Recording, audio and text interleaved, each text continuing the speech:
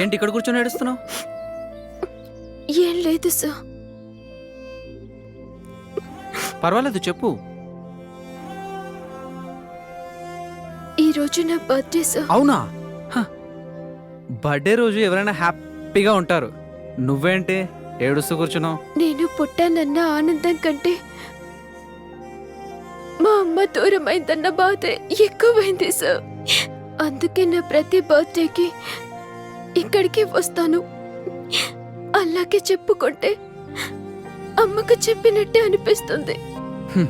ఇలాంటివి ఎందుకు జరుగుతాయో ఆ దేవుడికే తెలియాలి.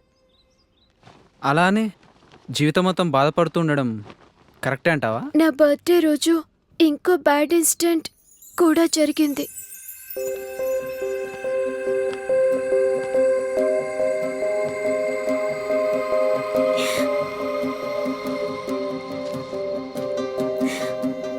పప్పా ముజే మాఫ్ కర్ దో.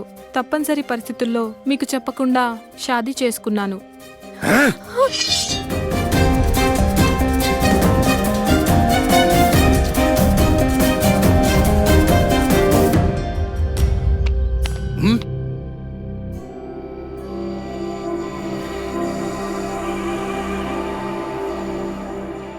पापा छोड़ दो पापा, दीदी को छोड़ दो. అడ్డు తప్పుకో బేటీ. ఏక్ బార్ సునో పప్పా. మీ అమ్మతో పాటు నేను చచ్చిపోయాను అనుకున్నావా? ప్రాణం కన్నా పరువుకు విలువిచ్చే మనిషిని నేను. పాషాబాయ్ బేటీ ఎవరినో లేపుకొచ్చిందట అని విని అవమానంతో తల దించుకోవడం కంటే తల తెంచుకోవడం మేలు. పప్పా అమ్మ లేని లోటు నాకు ఇప్పటి వరకు తెలియలేదు పప్పా.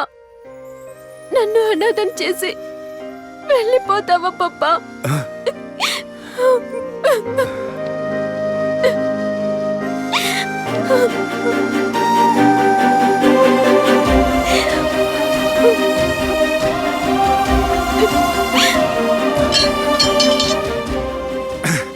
ఈ రోజు నుంచి నాకొక్కతే కూతురు. వాళ్ళని బయటకు పోమని చెప్పు. ఇంకెప్పుడు నాకు కనిపించేదని చెప్పు.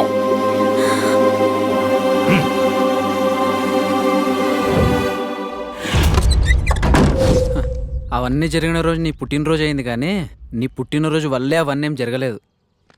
సో బాధపడ్డం మానేసి బాగా ఆలోచించు, నీకే అర్థమవుతుంది. Okay?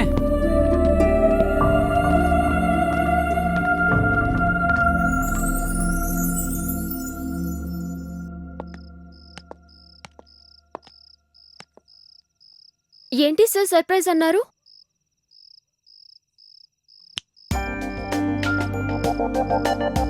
Many more happy returns of the day, Manisha. Hey there, Manisha. Happy birthday. Many more happy returns of the day sister. అన్నట్టు పప్పాకి నా మీద కోపం తగ్గిందా?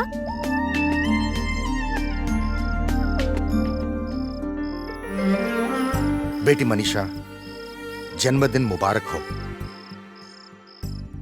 నువ్వు పుట్టిన ఇన్ని సంవత్సరాలకి నేను చెప్తున్న మొట్టమొదటి జన్మదిన శుభాకాంక్షలు. నా ఆయుష్ కూడా పోసుకొని 100 సాల్ జియో బేటీ. ఇక నుంచి ప్రతి పుట్టినరోజు రెట్టింపు ఆనందంతో జరుపుకుందాం. ఇన్ని సంవత్సరాలు నీ ఆనందాన్ని దూరం చేసినందుకు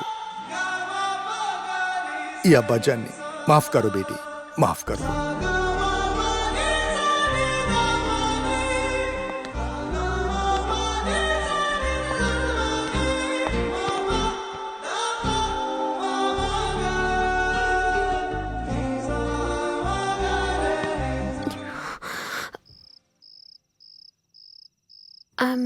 సారీ సార్.